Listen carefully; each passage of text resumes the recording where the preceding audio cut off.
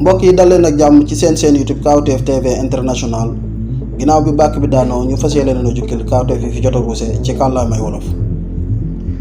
di la ñaan aussi nga dem abonné su fekkee abonné ko te bul fàtte bës cloche de notification bi pour vidéo buñ dugal nga mën see jot. mais avant tout dama leen di indil ay kàddoom sama gaay déglu leen gaay yi dama bëgg ngeen déglu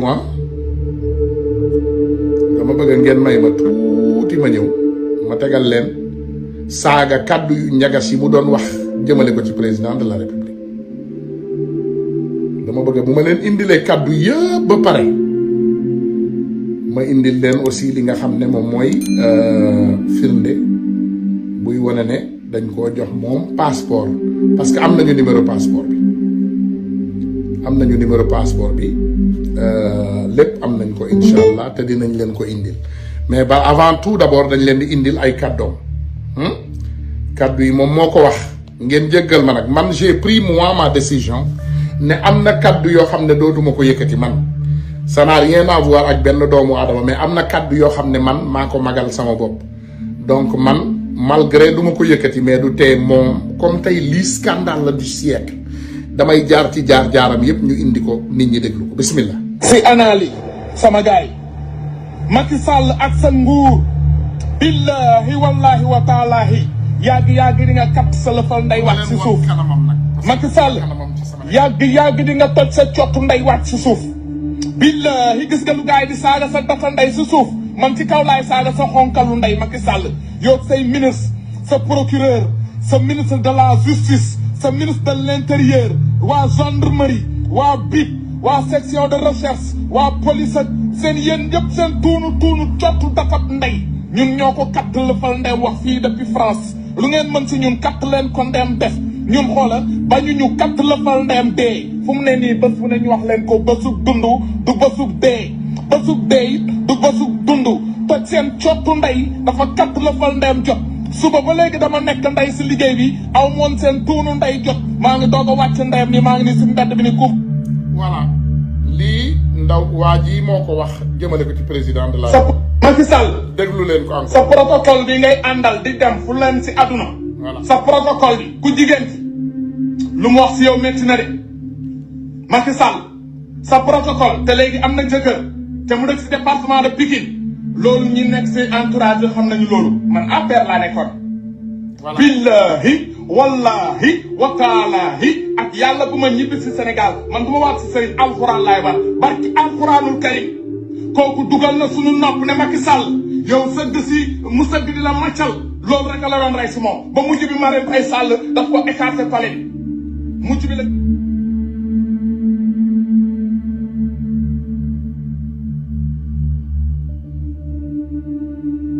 sa Macky Sall sa protocole bi ngay àndal di dem fu leen si àdduna sa protocole bi ku jigéen lu mu wax si yow métti na de Macky Sall sa protocole te léegi am na jëkkër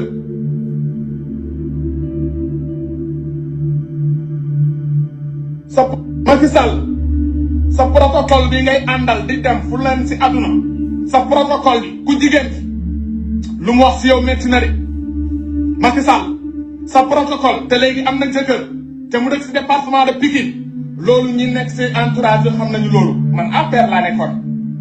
billahi wallahi wa taalahi ak yàlla bu ma ñibbi si Sénégal man du ma waat si sëriñ alxuraan laay wax barki alxuraanul karim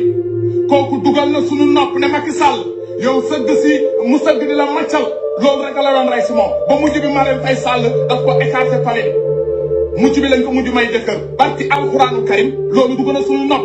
te kenn waxu ko ku dul sa protocole boobu ngay àndal ñëpp xam ko muy Sara Diémé di dëkk Pikine numéro WhatsApp am naa ko dañuy déggante loolu am na entourage bu ko xam ñu mot 10 personnes parce que moo ubbi gémmi ñam wax Macky Sall ni ngeen ko gis nii ku ko màccal lekk la bëgg barki salaatul faatiha moo ko wax barki alxuraan léegi kii ngeen dégg nii moom moo toog nii ak première dame.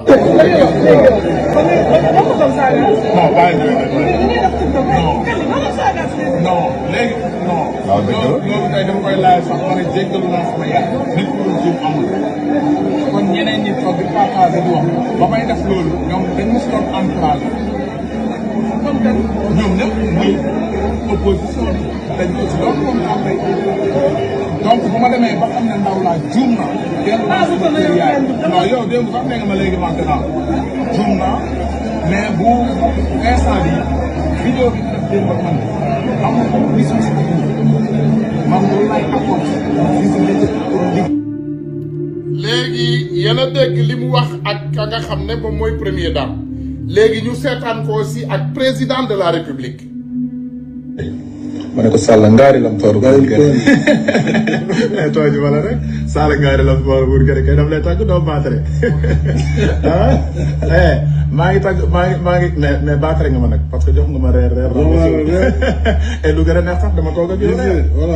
lu ma xalaataloon toog ak président de la république surprise ñu reer waxtaan toog ak moom du reer dama tegaloon lépp laa lekk lekk naa lépp liggéey bi ci réseaux sociaux bi mu ngi rafet président. waaw gis naa ko de. maa ngi lay félicité ak ñëpp ñi nga xam ne ñu ngi siy jàpp def am na solo.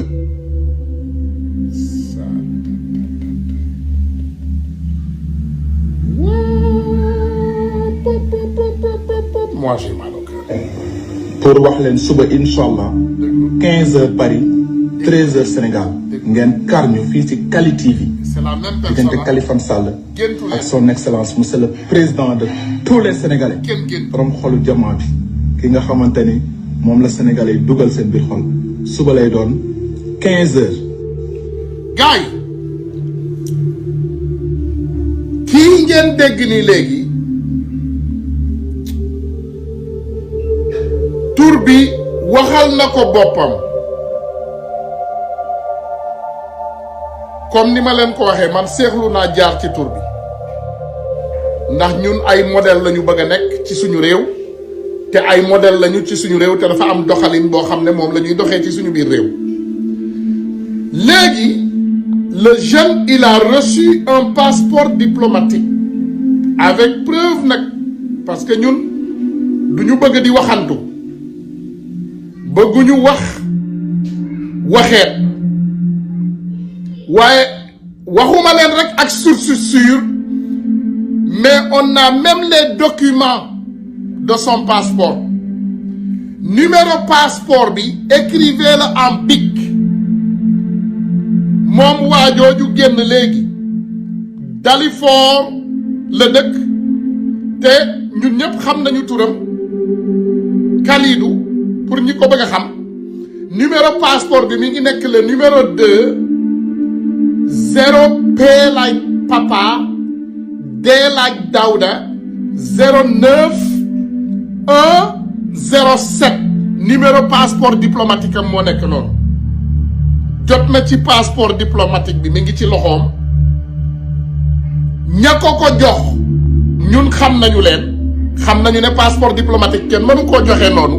mooy li ñuy indiwaat rek mooy li ñu waxoon ci ñaari député yi nekkoon assemblée nationale ñu ne leen lii c'est un grand deal du benn doomu aadama donc encore une fois ce jeune que vous venez d'entendre muy saaga Sénégal yépp muy saaga suñu institution mu toog dina président de la république daa bëgg lu ko defal nii daa bëgg lu ko defal nële c'est O voilà Saliou Diallo mu ne c'est O 2OP D O9 107 encore une fois dinaa ko poster pour ngeen gis ko boo leen xoolee dama ko dagg parce que bëgguma yenn information yi génn mais numéro bi moo nekk nii yéen ñëpp mën ngeen koo relever lii mooy numéro passeport diplomatique am moo tax ngeen dégg ñu ne leen duñu wax ci dara loo xam ne wóoruñu balaa ñuy wax ci dara dañuy make sure maanaam dañuy fexe ba la nga xam ne dañ koy wax mu nekk loo xam ne lu wóor la et même nit ki nga xam ne moom mooy joxe information bi muy nit ku wóor ay nit yu xarañ ci seen liggéey ci Sénégal moom moo ñu jox information bi et information bi c'est vérifié maanaam information bi c'est vérifié ndax jot nañu tous les documents originaux qui montrent le nom, les dates de naissance, les filiations et la personne qui a reçu ce passeport. ñun fan la ñu jëm ci àdduna démb rek ci guddi mi ngi def benn live di jéem a lëre Sénégalais yi waaw manumaa ñibbi waaw ay man fu ma jëm nangam lépp ay dóor la woon ndax jot na passeport diplomatique teg nañ ko ci loxoom il l'avait promis pour mu ñëw saaga Sénégalais yi ci campagne bi parce que mënul campagnal nit kooku mënul am un débat serein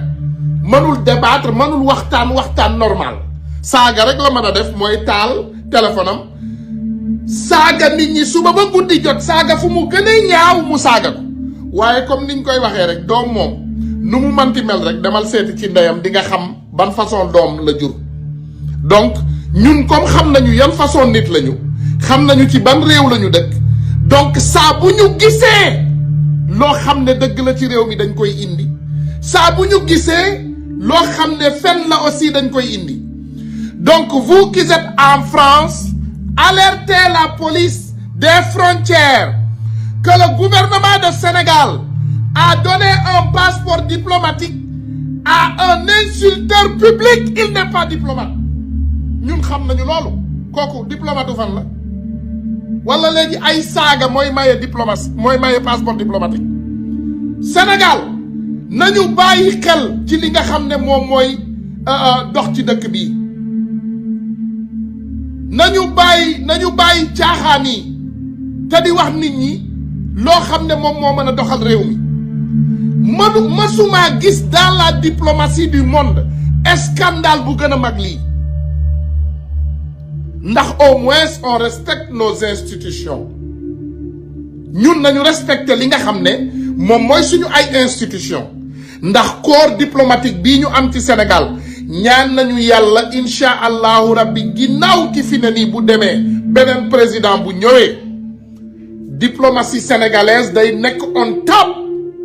parce que tey bu ñuy compter ci réew yi nga xam ne ñoom ñoo gën a am passeport yu gën a valeur ci àdduna bi ki ñuy tàmbalee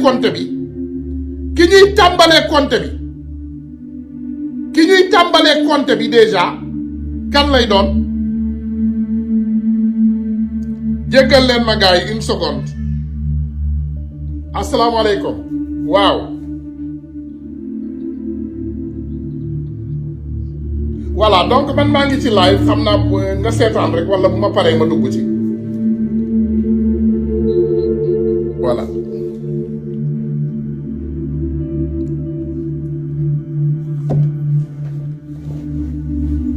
incha allahu rabbi ñun suñu yéene dafa nekk bu soobee yàlla suñu corps diplomatique mu doon bi gën a valeur bi gën a dëgër ci àdduna bi loolu la ñu wax ñun c'est ce que nous voulons mais tey encore une fois une déception internationale parce que tey boo xoolee lii nga xam ne moom moo xew nii ci suñu réew maanaam lii déception bi man de à ma personne dinaa jël filiation passeport yi te dinaa ko yóbbu State Department inde diplomatique côté diplomatie ma ne leen ne nañu bàyyiwaat xel bu baax ci diplomatie sénégalaise parce que les passeports diplomatiques sénégalaises ne valent rien amul dara loo xam ne njariñ na ko ci àdduna bi parce que on les donne aux insulteurs on les donne aux voleurs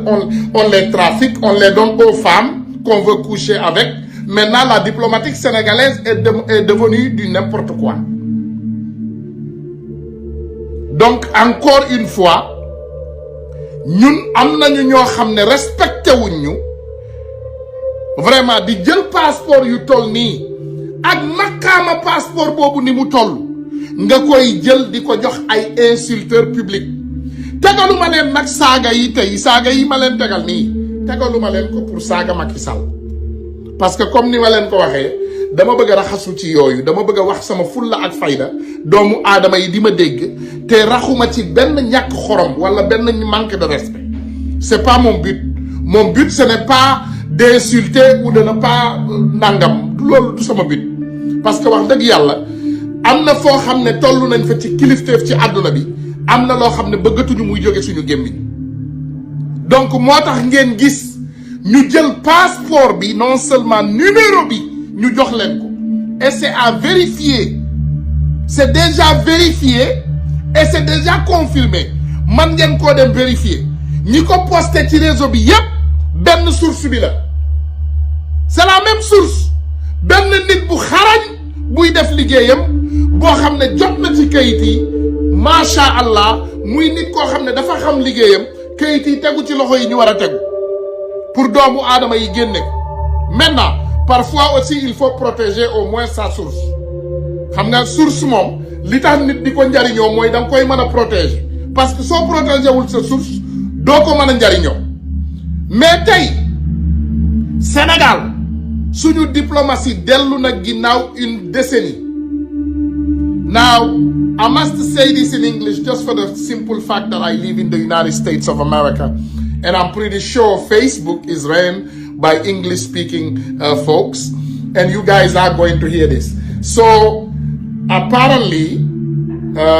we are going to give this information so this information can go far where it's supposed to get to. We have a person that insults our republic, meaning a person that insults folks from day to night. All his job is to insult our institutions and insult our president in the most harsh language. He's not a diplomat. He's not even educated. That's the sad part. But after all his insults, our president has made sure he brought him back to our country and issue him a diplomatic passport. And this is for the country of Senegal. The country of Senegal. Now for verification, we have the passport number, which is verified, and we are going to give the passport number just for security reasons, so that the U.S. State Department and all the diplomatic countries around the world that has diplomacy with Senegal, so you can know that we are governed by folks who have no respect for diplomacy. Again, the passport number is the number 2, 0, P like Paul, D like David, 09107. Again, the passport number is the number 2, 0, P like Paul, D like David, 09107. Encore une fois, les amis, c'est confirmé que l'insulteur que vous avez vu au Sénégal, ki nga xam ne moom moo fa càng temps yëpp gaa yi ne càng naag càngul dina ñëw ak du ñëw wala am na kayit ak amul kayit, jox nañ ko passeport diplomatique bi numéro bi mooy 20PD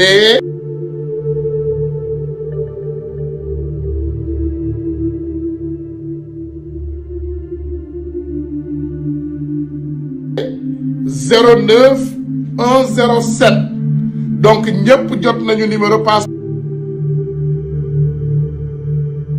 diplomatique boobu pour encore une fois ñu confirmer leen ne que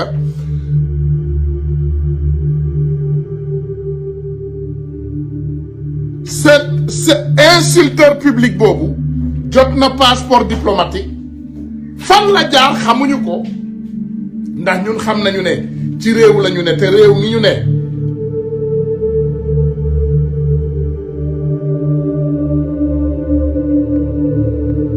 de 0PD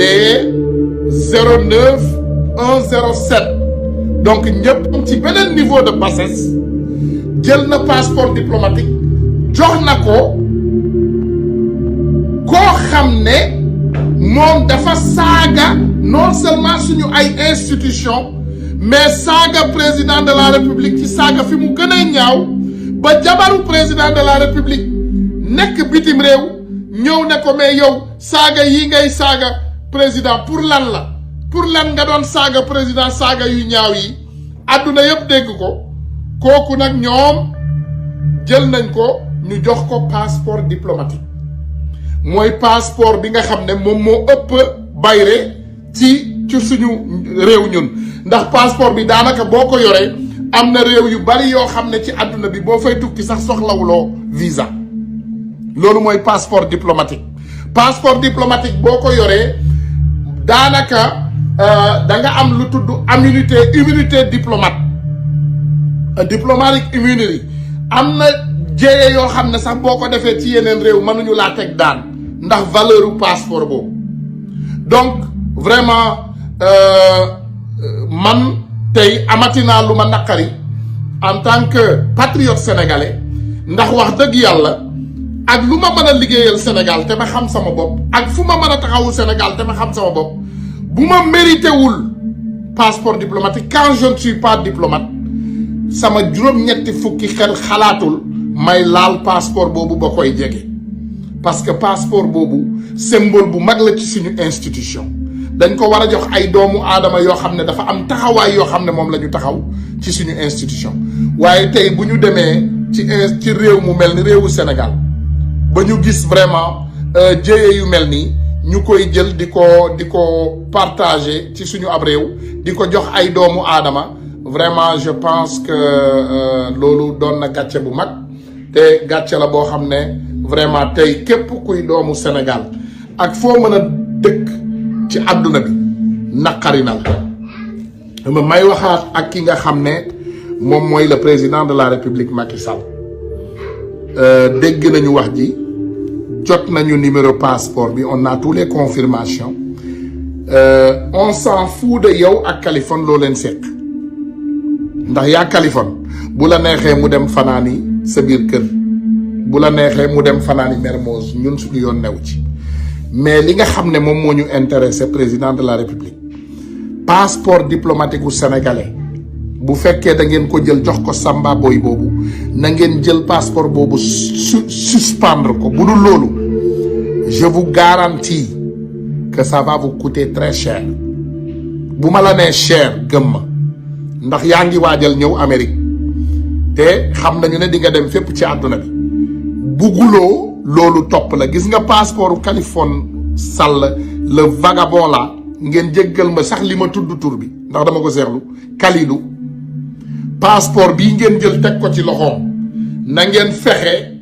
passeport boobu ngeen jël ko suspendre ko delloo ko fu passeport yi war a dellu parce que passeport boobu sa waa ji bu ko yoree di nga am rëccu boo xam ne ba nga juddoo ba léegi masuloo koo gis buñ la ko waxee na nga ko gëm passeport boobu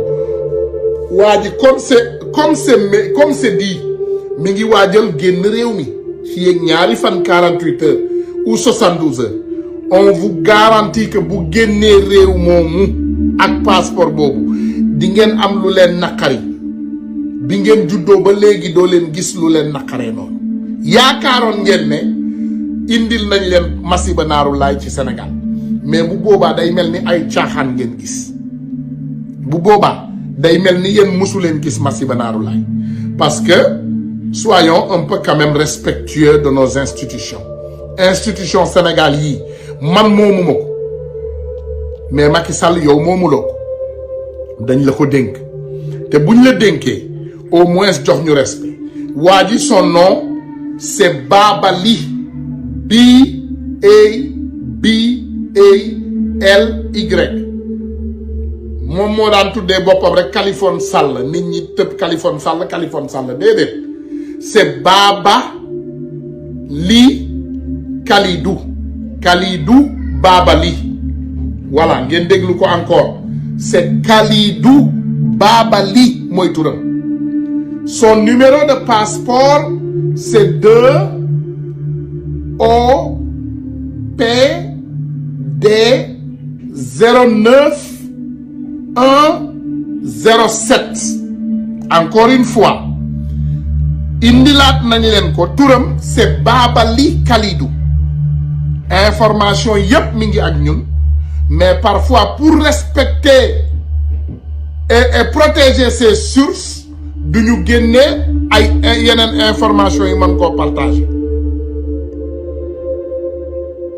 waaye bu soobee yàlla comme niñ leen ko waxee rek insha allahu rabbi boo leen juumee ba yaakaar ne dara nax leen ba yaakaar ne lii di ngeen ci rëcc dina doon rëccu bi gën a rëy ci seen existence ci république u Sénégal léegi nag comme niñ leen ko waxee rek insha allahu rabbi dégg ngeen ñu dégg ngeen li nga xam ne moom mooy suñu ay dànkaafu te bu ci soobee yàlla c'est à vous de nous faire soit passer à l'action ou de nous faire reculer loolu ci yéen la mais ñun liñ ci am pour wax ko wax nañ ko doomu sénégalais yi dégg nañ ko waa ji nga xam ne moom moo daan saaga xam nga ci république bu mel nii ngay jël ay passeport diplomatique di ko jox ay samba boy nga jël ay nit yu important yu mel ni la personne la plus forte l'opposant le plus brave l'opposant le véritable opposant du Sénégal nga jël ay kayitam yépp jàpp nga ne kooku mënta tukki xam ngeen ne Sénégal du ab réew te lii danañ ko xeex sama wax la de dinañ ko xeex te bu ma leen nee dinañ ko xeex gëm leen ma dinañ ko xeex de te xeex bi dina metti xeex bu metti lay doon xeex la boo xam ne bépp xeex boo leen yaakaaroon ne xeex nañ ko bii xeex When you were a motorized bicycle company, yooyu yëpp ay they said, caaxaan I consider the right. yëpp ay caaxaan lay doon ci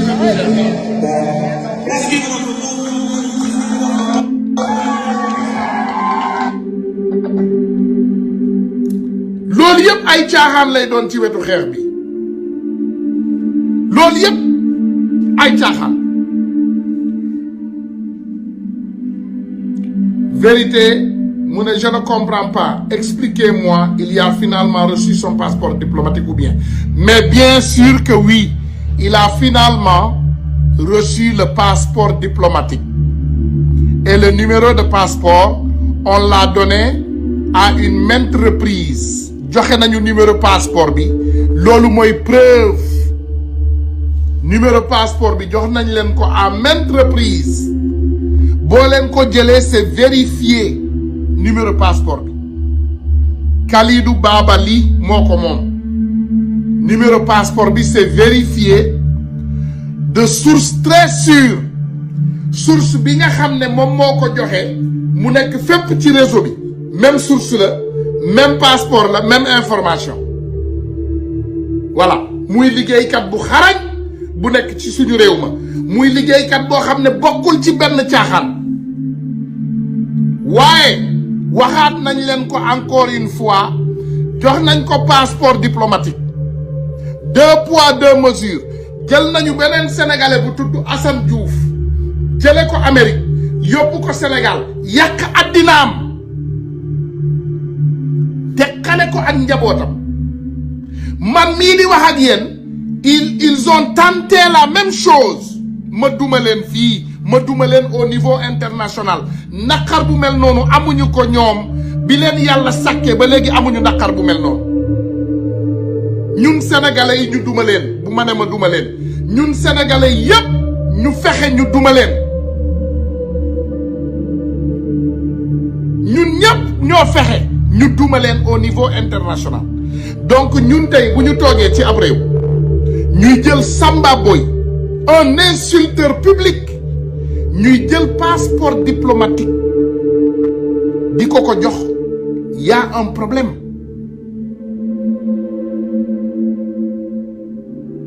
y a un problème mais ñun naka la ñuy toogee nit ki ak kaddu yu ñaaw yi mu jëkkati kon Sénégal yéen ñëpp nekk leen ay yëkkati kaddu yu ñaaw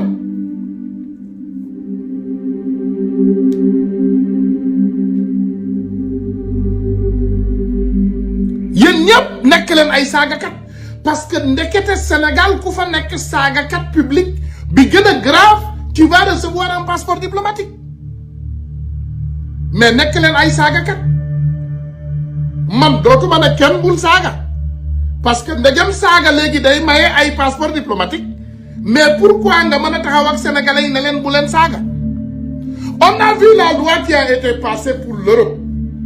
parce que ñoom ñu ngi ci benn loi bu bees boo xam ne ñu ngi koy passé seen diggante ak France pour bépp doomu aadama boo xam ne Sénégal daf ko soxla pour France defal leen extradition ndax loolu c'est mesuré c'est taillé et mesuré pour nos patriotes suñu patriotes yi nekk Europe la ñu jël bëgg leen tënk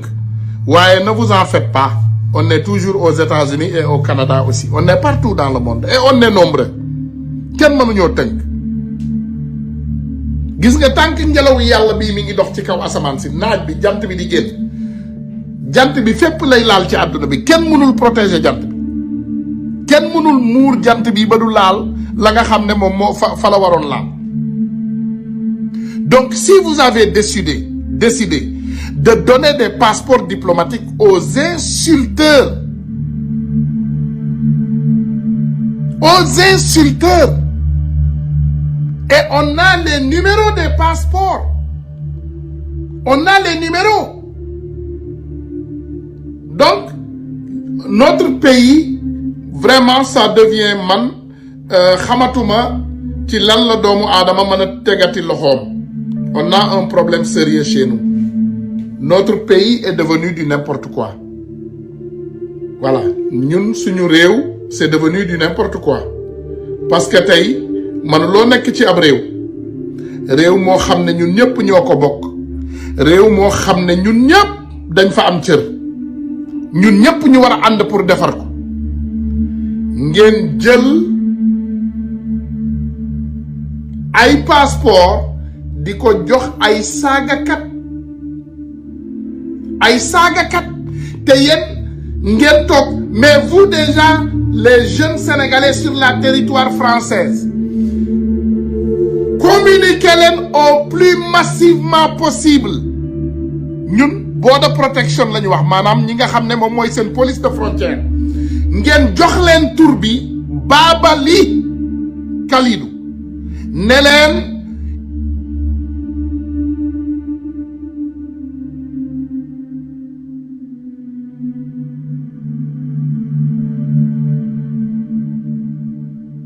il a reçu un passeport diplomatique à travers le gouvernement du Sénégal et il n'est pas diplomate. Lui, il a fait l'asile de PD. Asile góor jigéen la def foofu ci Paris. Te asile boobu mu def, il n'avait pas droit à quitter le territoire français. Amu ci woon droit. Surtout encore di quitter territoire français di wàcc Sénégal. Il a fait de la fraude ci ay documents parce que documents yi ni mu ko dugalee c'est mensongère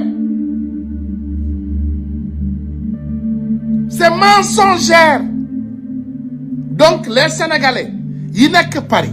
au lieu de ngeen nekk ci réew moomu rek am ñoo xam ne am nañ fa njariñ ak ñu fa amul njariñ au lieu de ngeen nekk fa di talli am ngeen 48 heures pour résoudre vos problèmes 48 heures. Donnez son nom partout aux polices de la frontière de la France pour qu'ils sachent que il y a un délinquant insulteur qui avait fait déposer des faux papiers sur le nom Babali Kalidou et il ne devait même pas quitter le territoire français parce qu'il n'était pas documenté. Et il est allé au Sénégal et il a été fourni un passeport diplomatique par le gouvernement mensongère. Léegi quitté na Sénégal dina quitter Sénégal.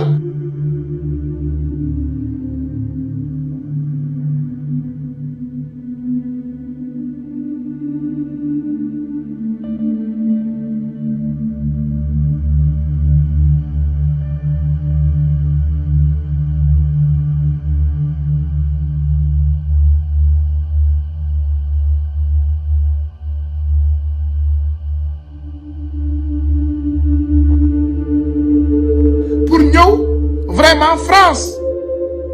wala ci yeneen jour wala yeneen heure ci kanam incha ab réew wa rahmatullah wa barakatuh.